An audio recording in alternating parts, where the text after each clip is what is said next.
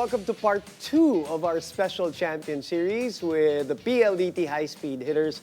I'm Boom Gonzalez. And I'm Diego Dario. Today we relive the incredible journey of the first ever PVL On Tour Championship. This is Starting Lineup. JD! Puts it on top and hits with nice spectacular three. Gold medalist and Olympic champion from Europe.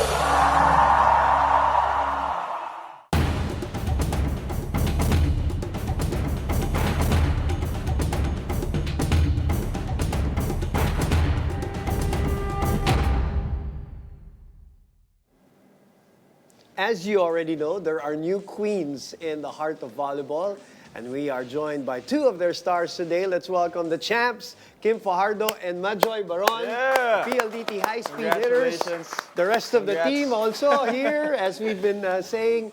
Nung Monday, nandito sila coach, sila Cap, tsaka si Mika. And we had a great time reliving yung PVL On Tour, hindi lang yung championship. So simulan natin doon. Medyo umabante tayo ng konti. Kim, kasi maganda yung simula. Obviously, walang talo going into the semis. Isa lang yung binagsak nyo yata na set at that time. Wow. So, it was a kind of dominant run for PLDT. Mataas ba ang kumpiyansa? I would assume going into after natalo nyo yung Zeus and then going into the Creamline semis. Kung sa kumpiyansa naman, hindi naman ako maglalay. Pero oo, syempre, kailangan din eh. So, malaking bagay yung undefeated kami going to the semis. Kasi doon nga, kukuha kami ng kumpiyansa para makapaglaro ng maayos. What worked in that undefeated run? Bakit kayo naging undefeated bago mag-semis? At sa tingin mo lang? Siguro nag-work lang talaga kung ano yung pinapractice namin. Tsaka yung mindset. So, kung nag-work siya during the early games, bakit naman namin babaguhin? So, siguro yun. Majoy, when it comes to being undefeated, usually pag 1 or 2 games, di nyo pa masyado maiisip. But when that 4th, 5th game na undefeated na kayo, sometimes naisip nyo na sa likod nyo na grabe na yung momentum natin. But what was the mentality like collectively as a team nung nananalo na kayo ng mas marami pang games? Siguro, syempre, nakaka-excite yung feeling na undefeated kami. Pero, chine-change namin yung mindset namin na dapat balik lang sa discipline na trabaho pa rin. Kung paano yung routine namin mag-prepare.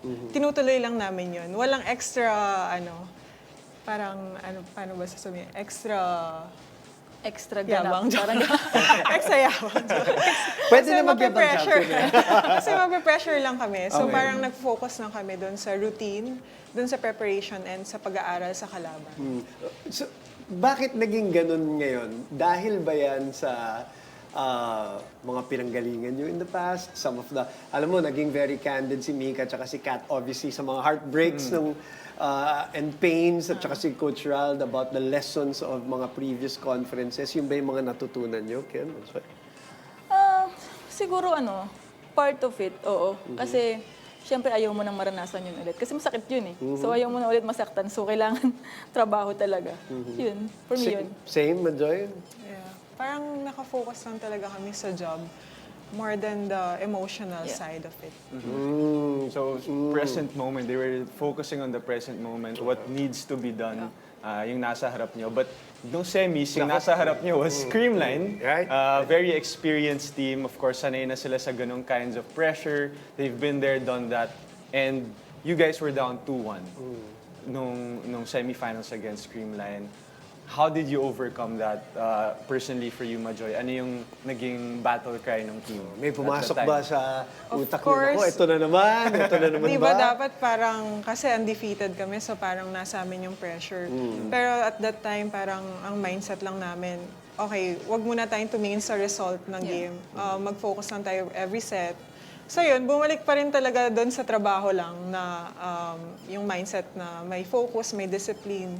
And nakakatuwa na lumabas din yung sa endgame yung laro na maayos. Kasi usually, alam natin yun, alam nyo na yun. Pagdating sa creamline, lalo na pag abante sila, they're supposed to be traditionally very good in closing out yung mga kalaban na. Anong nagbago sa inyo? Anong nagbago dun sa laro? Dahil, kumbaga, 2-1 pa rin yun, di ba? Yung tulad din ng sinabi ni Joy, bumalik lang kami dun sa disiplina. Tsaka expected talaga yung pressure, expected na grabing lumaban yung creamline talaga.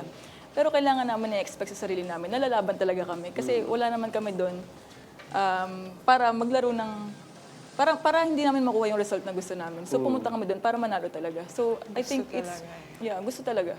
So walang pumasok na walang past na pumasok na, oh my, eto na naman tayo, 1-2. Eto, undefeated tayo, nanganganib. We're one set away from, meron bang mga ganyan na... Not gonna lie, kasi meron talaga. Please, Sa akin, yes. meron. Oh, yes. Meron talaga. Pero ayoko nga kasing pumasok sa utak ko yun. Kasi alam ko pag pumasok sa utak ko yun, matatranslate siya sa laro. At makikita ng mga kasama ko yun. So, dun pa lang kailangan stop na kung may naisip ka ng nagdududa ka or whatever na negative. So, stop agad, tapos balik. Talagang kailangan nasa present ka. Ganun din ba yung approach mo, Joy? Actually, Or- nag-iiba yung way of playing namin eh. Parang naging mas mature na kami sa paglalaro. Pansin ko na nga, oo. Hindi namin emotional. Parang ano talaga eh, tactical na talaga. Actually, kitang-kita yung mental maturity. Just the way you guys talk about it na di nakikita ng fans. A lot of it is the physical, of course, yung athleticism nyo on the court. But itong mga mental things na pinagdadaanan nyo throughout the game. Na-mention ni actually Coach Ral going into the fourth set na it was very calm among you guys. Na-feel mo din ba yun, Majoy, what was going on through your heads? Yeah, kasi dati parang para makalaro ako ng maayos, kailangan gustong-gusto ko sa puso ko na makagalaw. Pero ngayon parang kailangan kong maging present lang, kumalma, para makaisip and makagalaw ng maayos. Parang nagbaliktad siya.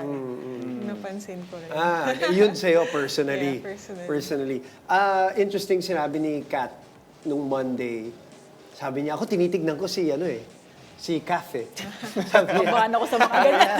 tinitignan ko si Kaf eh. Kasi parang sinasabi niya, kung hindi pagod si Kaf, dapat di ako mapagod. Kung hindi siya nagpapanik, dapat di ako nagpapanik. Yun ang kwento niya nung Monday dito. Oh, what can you say about that? Pressure ako bigla. Ayoko na maglaro. Ito lang. Pero sa'yo talaga nakatingin eh, Oo no? nga eh. Pero kung yun yung way nila para maging kalmado, why not, di ba? So, siguro, sige, tatanggapin ko. Tapos magsistay ako ng ganun lang din talaga. Kung ganun yung nakikita nila sa akin, positive naman ko.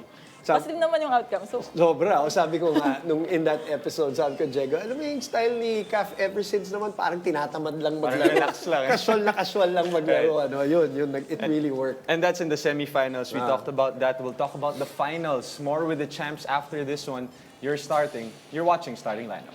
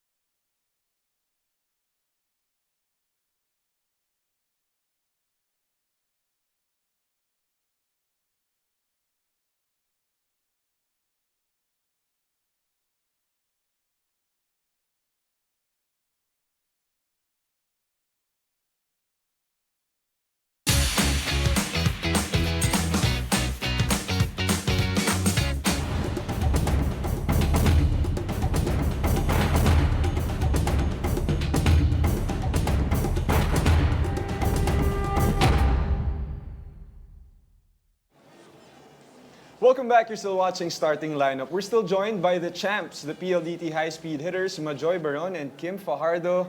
And let's talk about the finals this time. Of course, after beating Creamline, grabe, it was a very emotional win. Actually, grabe yung intensity ng game na yun. Parang But- finals na Parang rin yun. finals na Oo. rin yung semis na yun. But Yeah. going into the finals, Majoy, mentally, paano nyo, did you guys guard yourselves in a way na parang after that emotional win, o hindi pa tapos, we have another finals game against Cherry? Yeah, yung feeling parang isa na lang pero hindi pa tapos. So kahit gaano ka bigat yung pinagdaanan namin sa Creamline, kailangan mag-recover and yun nga, balik pa rin sa routine, nag-aral kaming maayos. And then, ayun, nag-prepare kami ng maayos sa Cherry.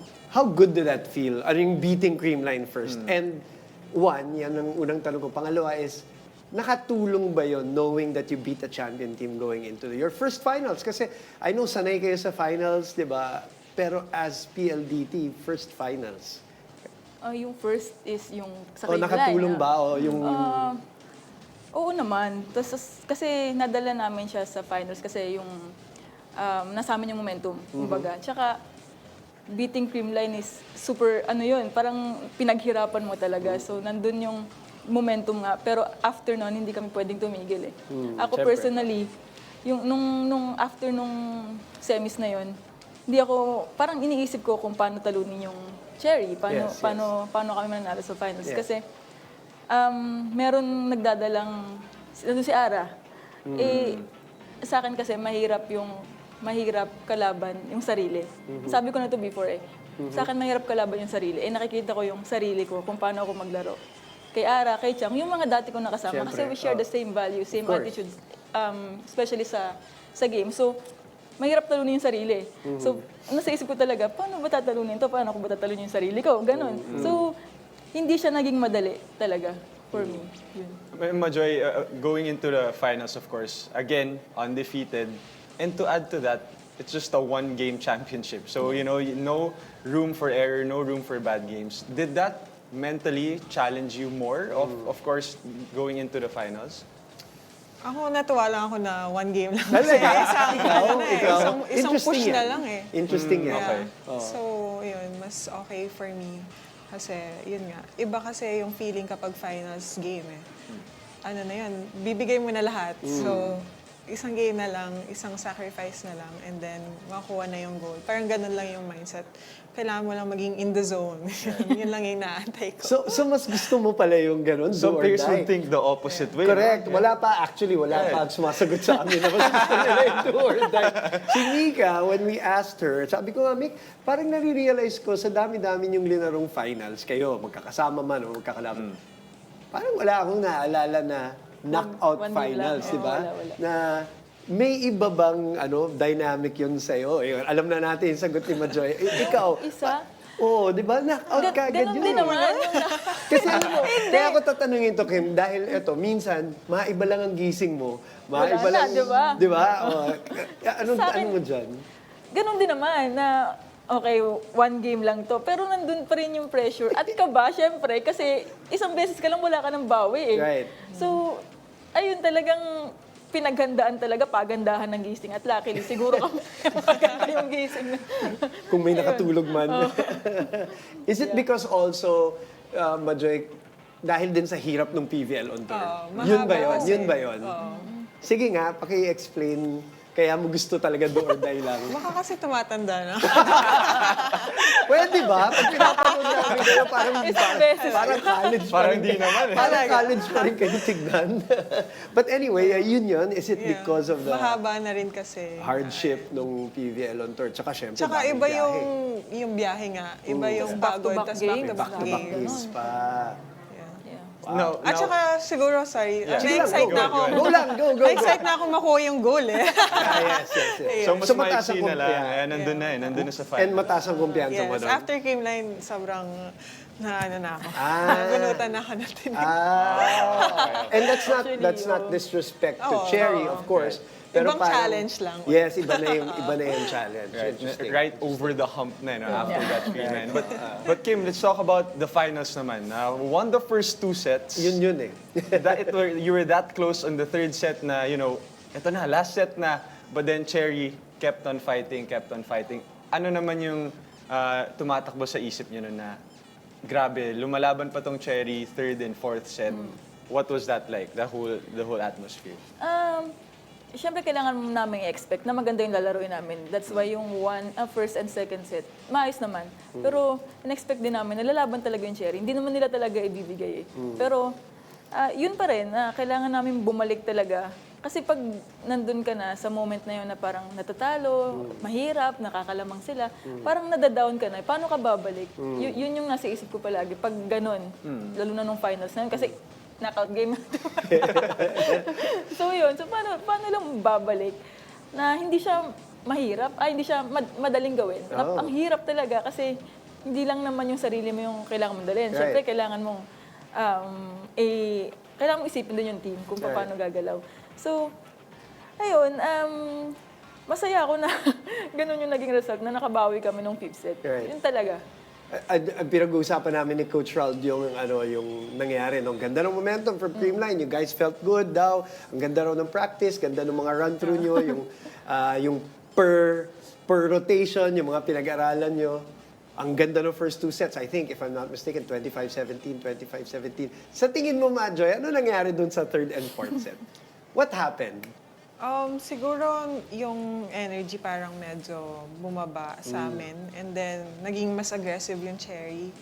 And then, yun, grabe si Ate Ara. Oy, how much do you hate Ara right now? Dahil Nung araw na yun, parang gusto na Grabe namin, siya. 6-man block mo na yan. grabe siya. Grabe siya. Sabi ko, ganun pala talaga. Kasi all these years kasama ko siya sa court. Parang ang hirap pala talaga niyang bantayan kasi ang taas ng kamay, daming daan, iba-iba yung pala. So parang A healthy Ara talaga. Napakadelikado. Talagang parang tinapatan niya si Savi. Point per point, literally, in that game. Okay, we have more to talk about. We will wrap up with the high-speed hitters when we return. Stay tuned. You're watching Starting Lineup.